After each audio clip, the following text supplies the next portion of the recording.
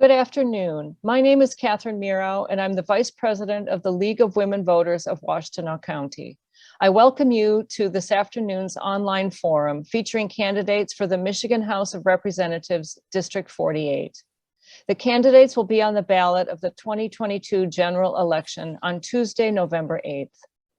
The League is a nonpartisan civic and political organization that encourages informed and active participation of all citizens in government.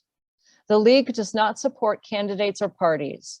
However, we do take stands on issues we have studied.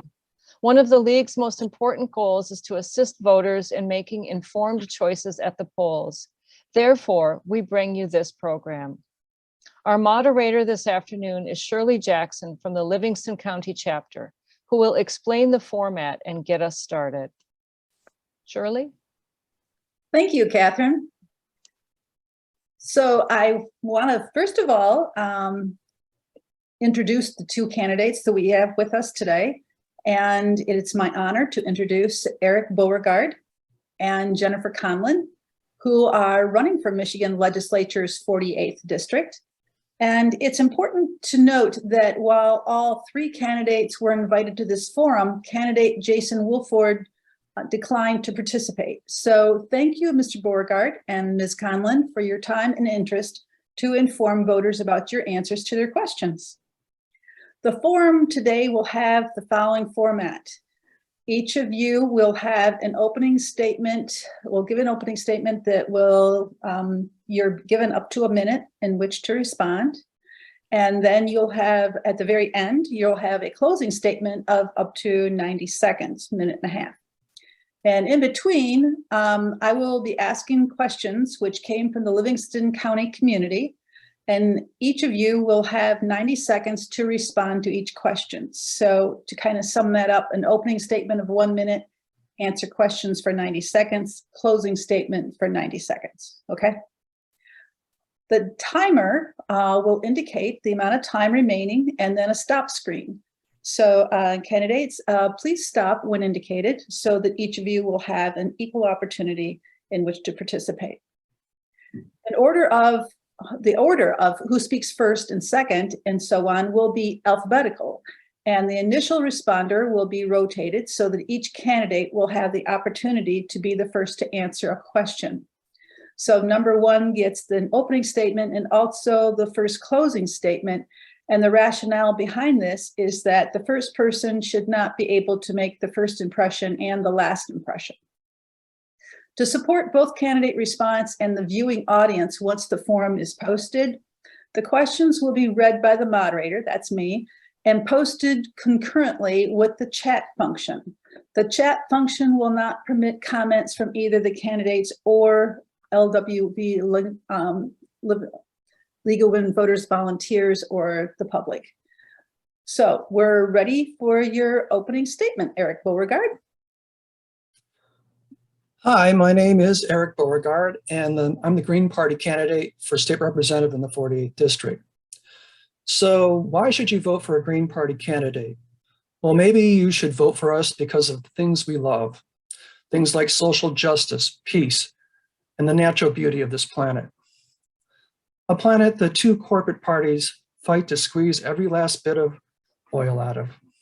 With fossil fuel economy that's going nowhere, that has set the doomsday clock ticking on climate change. A military-industrial complex that has put the whole world on a hair trigger. But are we working to calm things down, to de-escalate the situation? No, it's more war, more fighting, more gas shortages, more inflation. 3.8 million tenants are facing eviction, another mortgage meltdown and recession looming. Our streets are saturated with guns, all locked and loaded and waiting for a GOP civil war or a Democratic Party World War III. You know, we have come what we vote for, e pluribus unum. Be a lover this year, not a hater.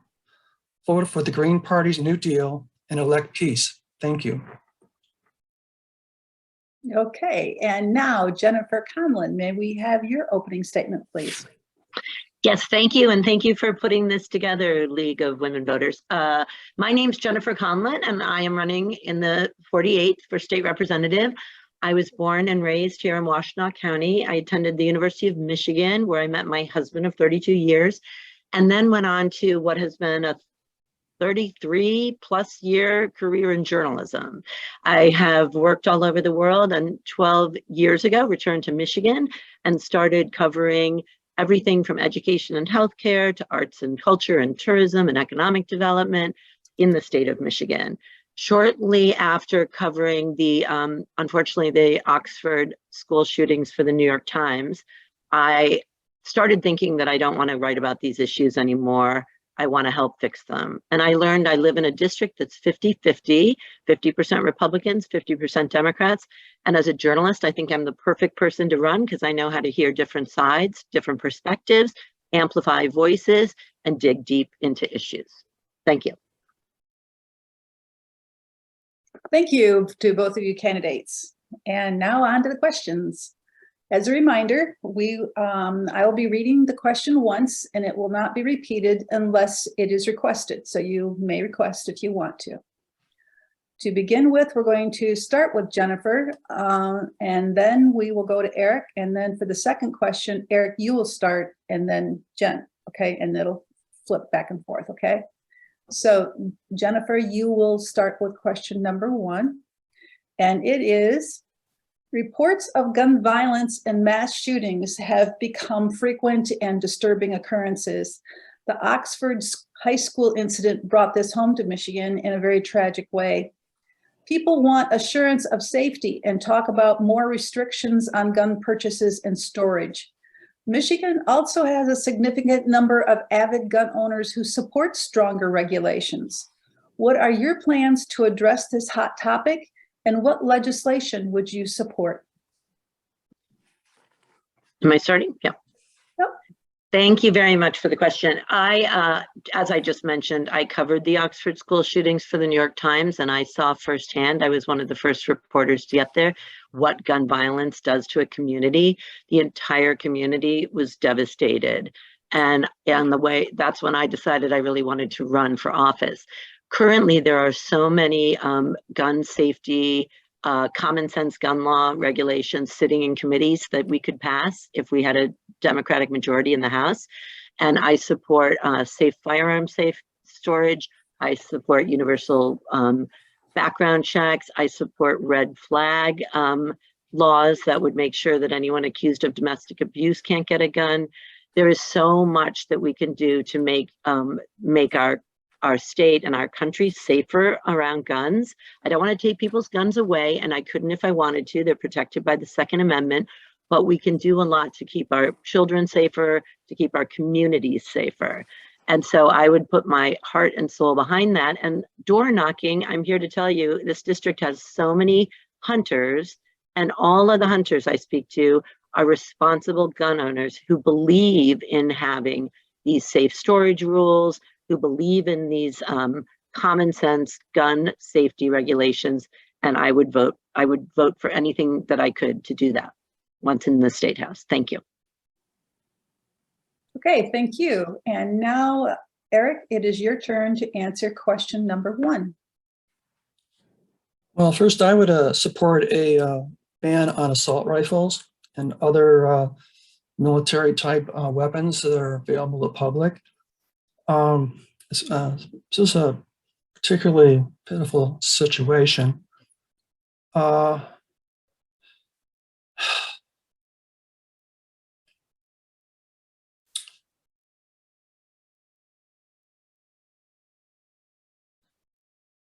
I think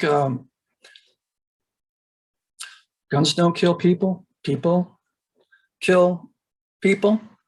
And so we should ban people from owning guns.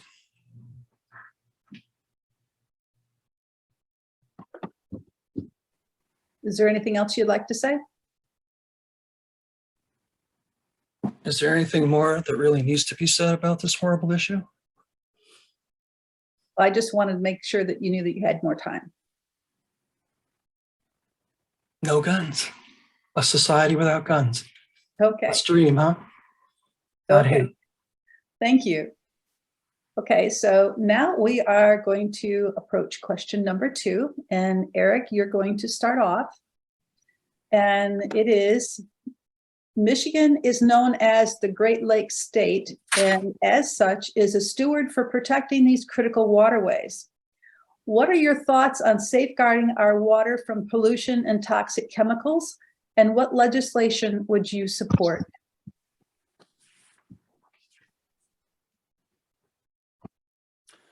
As you know, the all-encompassing economic issue for the Green Party is the environment and building a sustainable economy and future. For the other parties, it's fighting for an economy of accelerated growth and increased consumerism. In their paradigm, the winning economy is the one that further decimates the planet, increases global warming. So I really don't have an answer for this question anymore, because we need to start leaving all the fossil fuels in the ground more than 20 years ago. That's why the Green Party proposed a Green New Deal crash program more than 12 years ago. And there was a chance of saving the planet. But I suppose now, if we act now, we may have some point of a reasonably survivable dystopian future. I mean, that's just the way things are now. Okay, thank you very much. And now, Jennifer, would you like to answer question number 2, please? Yes, I have been endorsed by both the Sierra Club and the Michigan League of Conservation Voters because I feel very strongly about keeping our waterways clean and having clean drinking water. This district has so many lakes in it, and the PFAS contamination and the algae blooms that have come from, polluters has really affected the region. You can't eat the fish that you catch. You worry about taking your boat out because these algae blooms are getting in the way of your, boating experiences. There's climate change is causing flooding issues on these lakes. So everybody I've talked to in the district is desperate to really care about this issue and have somebody elected who cares about this issue. And that's why I would support the polluters pay bill, which would make people who contaminate, the companies who contaminate, have to clean it up. Of course, everyone knows that last month, Tri-Bar had another toxic spill. The second, they had a PFAS spill that, caused this PFAS problem a few years ago. And why they're not being shut down is beyond anyone's imagination. So I think it is just so important that we address it. And I feel strongly also about decommissioning the pipeline, the Enbridge Line 5 pipeline, for the same reason. 1.5 million jobs in our state revolve around our Great Lakes and tourism, and we cannot afford to have anything go wrong there and have an oil spill. Thanks. Okay, thank you. Now we are going to start question number 3, and Jennifer, you are going to start with your answer, please. And the question is, how will you protect Michigan schools from the potentially disastrous effects of the national teacher shortage? So one of the first things I would like to do if elected is have a teacher retention bill, because we do have a huge shortage of teachers. Part of that is student teachers aren't even paid. We need to pay student teachers, and there's no minimum salary for teachers coming in. They're paid different all over the state. So even though there might be a cost of living allowance, that there should be a minimum amount that you come in on so that you can afford to even be a teacher. Obviously, you need to earn less in a very rural district than you do in Detroit, but we need to have some standard. I've also been talking to teachers who would like more of a professional development mentorship program, so that when you are a teacher, as opposed to the principal watching you teach twice a year, every school would actually have a mentor in who would probably come every 2 weeks and watch you teach and help you become a better teacher. And we also just need to value our teachers more in general. We need to trust them to teach our students, and that includes teaching history and teaching and not banning books, and really value them and what they're doing, because teachers are the foundation of our education. And we need our children to be able to learn from these wonderful professionals, and we need to support them. Okay, thank you. And Eric, it is now your turn to answer that same question, please. Well, as a guest teacher in the public schools locally here, it is without question the flu pandemic has decimated our public schools. And while per pupil spending is at an all-time high, the quality of our public schools are kind of at an all-time low. Money is not what fixes school quality. People are what fix school quality. So the priority number one for Michigan should be finding more quality teachers. We have the money, so what the state should be doing is headhunting nationwide and worldwide. For example, teachers from China and South America would expose our students to the new centers for green technology and the energy resource, the languages that are spoken there. Teachers from Russia, Europe, Africa expose students to foreign challenges, that help reach our state's goal for diversity in the school. Unfortunately, what's been happening is instead of raising teachers' standards and practices during this teacher shortage, schools have been forced to dig deep and lower standards. So anybody with a high school diploma and a few hours of college, they can teach. Public schools are a microcosm of what happens to us later in life. And when our public schools fail us, society fails. Okay, thank you. And Eric, you are going to be the first person to respond to the next question, question number 4.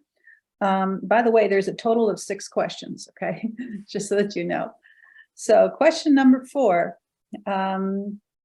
please identify the top 3 concerns residents in your district have expressed to you and describe the steps you would take to address one of these concerns or issues if elected. Well, when I was running for state senator a few years ago, one was the ET pipeline, gas pipeline, a giant pipeline.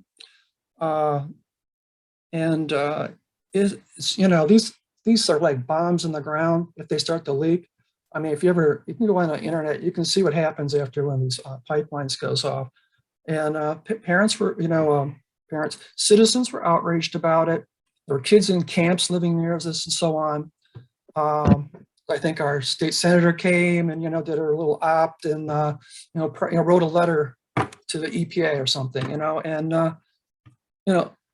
people, the thing is, we don't need the gas. We don't need any of the gas or any of the fossil fuels. We can't burn them anymore, okay?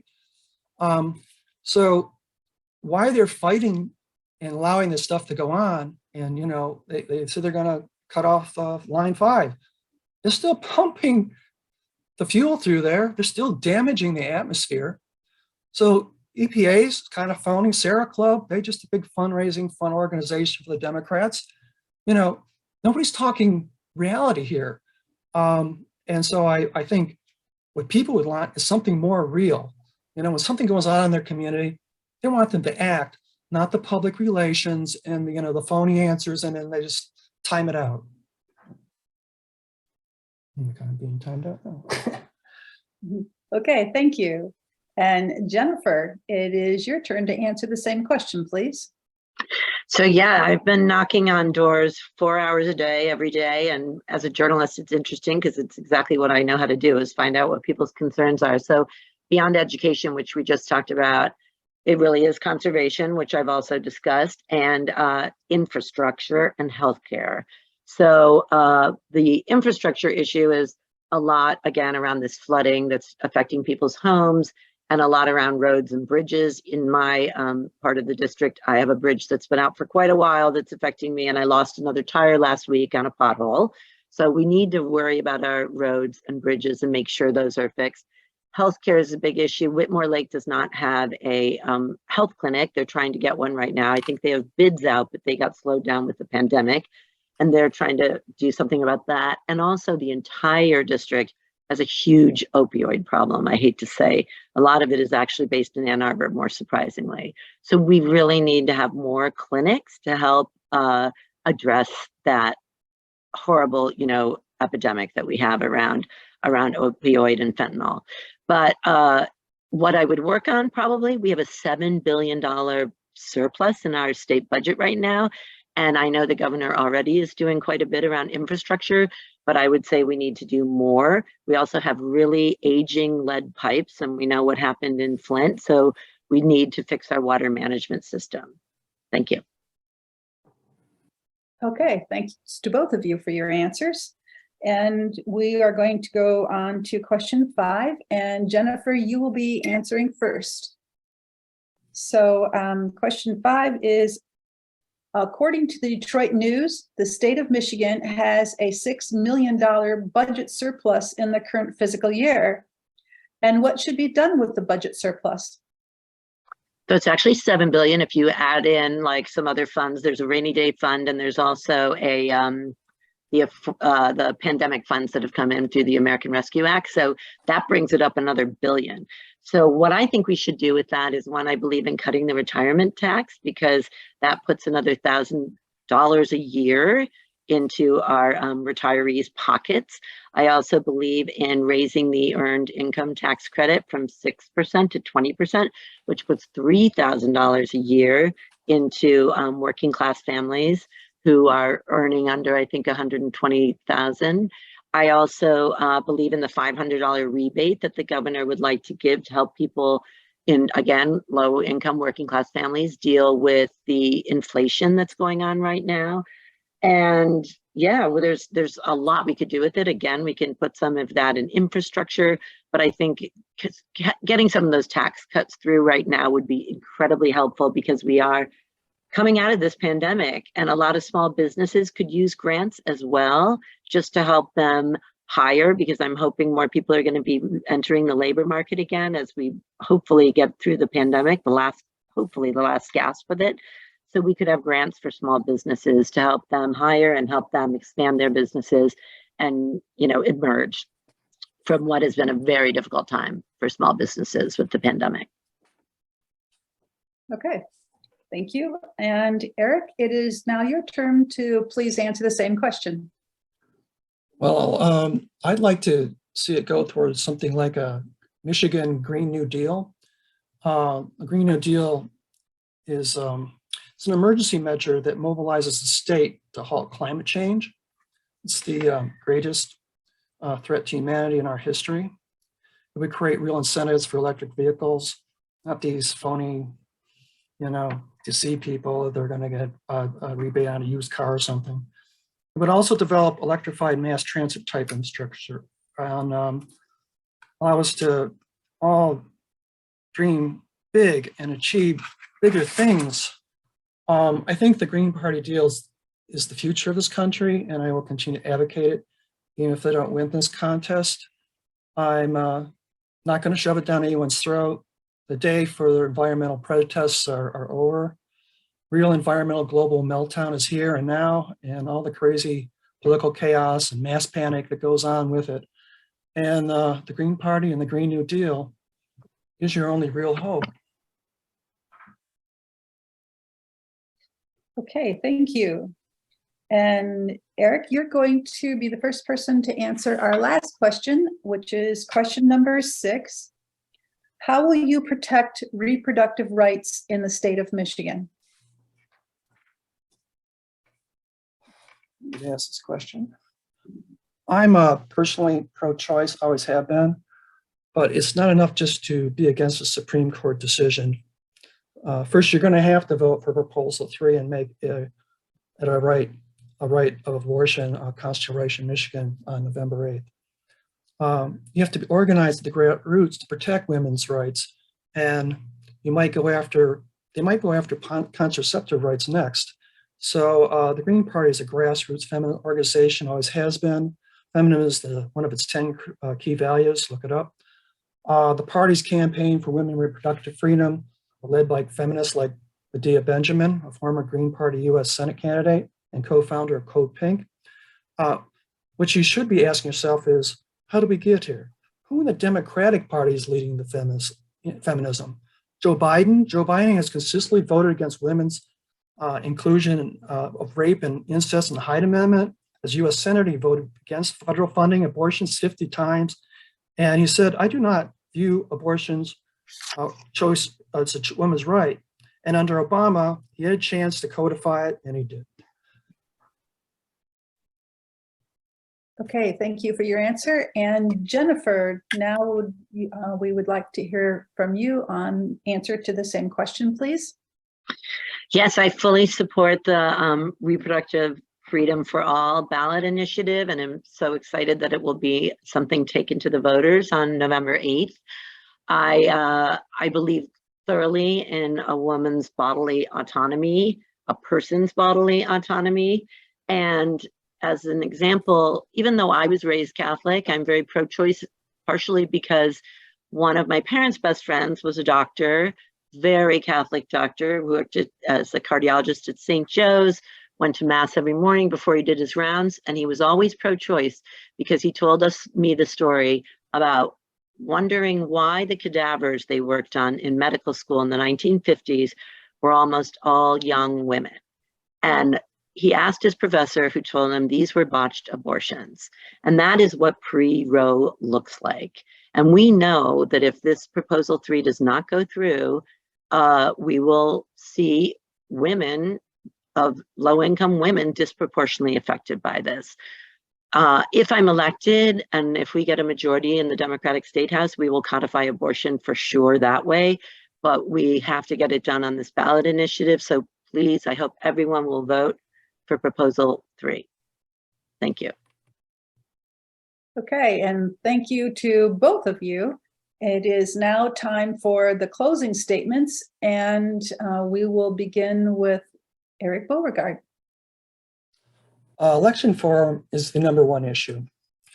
So if I could have one election reform, it would be this. It's called ranked choice voting. Election reform has always been my #1 issue. It's because the Democratic and Republican parties, or the duopoly, we like to call it, are never going to reform our system. It has worked way too well for them. It has paid off way too handsomely for them. That's just the way it is.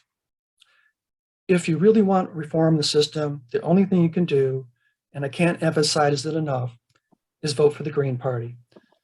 The way election reform can be done quickly, fairly, and democratically, and with just one change: ranked choice voting. Okay, thank you. And now it's time for Jennifer Conlin to have your closing statements, please. So thank you. I just returned, right? That's why I was a little late, maybe from door knocking. And this district is so beautiful. It has so many lakes and parks and farms. It's just a delight to watch the colors change on the trees while I go knock. And I have probably knocked at this point over 3,000 doors, and I'm getting a real sense of the community, that parts I didn't know as well before.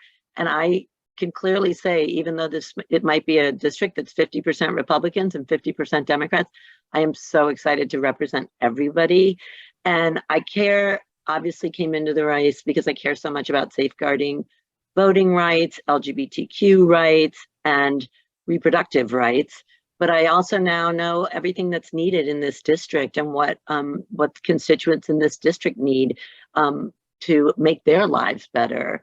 From tax cuts to grants to help with our farms, from infrastructure. Our farmers don't have broadband, so how do you apply for grants when you can't get on the internet? I do lose my cell coverage a lot when I'm out in some of these areas, so I feel their pain. And I want to support everybody and help with the contamination in the lakes, and help get the roads better, and help with the healthcare needs of all these great citizens of District 48 and in the state of Michigan in general. So thanks so much today to all of you for this opportunity to get to talk to everyone, because it's hard to reach out to everybody in Livingston and Washtenaw counties, and this makes it a bit easier. Okay, well, thanks to both of you so much. And now we're going to have some closing remarks from Catherine. Take it away, Catherine. The League thanks the candidates for participating, and we also thank the League volunteers who assisted in developing this forum. All of our forums will be available for streaming on the League of Women Voters of Livingston County's Facebook page, website, and YouTube channel. In addition, the video will be available on the YouTube channel of the League of Women Voters Washtenaw County chapter. The League of Women Voters reserves the right to publicize the forum and may, at their option, invite the media or some other entity not associated with any of the candidates or campaigns to provide televised, radio, or other coverage of the forum. Copyright ownership of the tapes or transcripts resides with the League of Women Voters. The candidates and their supporters will not use the forum, portions of the forum, or any audio clips, video clips, or transcripts for political advertising or other purposes without written permission from the League of Women Voters. You can also review these candidate forums when you go to the League's online voter guide, vote411.org. With the passing of Proposal 3 in 2018, all voters are eligible to cast absentee ballots, and Michigan law now provides same-day voter registration by going to your local clerk's office. Just remember, no matter how you do it, be sure to vote in the November 8th general election. Have a good day, everyone.